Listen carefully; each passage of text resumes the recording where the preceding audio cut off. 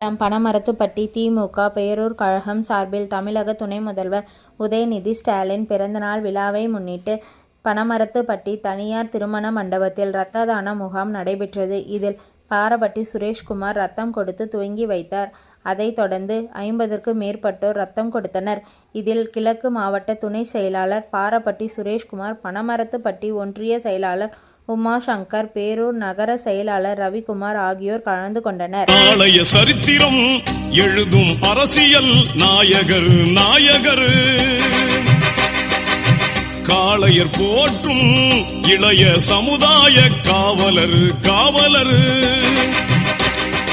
இனிய தளபதி நம் ஸ்டாலின், இளைய தலைவர் நம் ஸ்டாலின், இனிய தளபதி நம் ஸ்டாலின், இளைய தலைவர் நம் ஸ்டாலின்.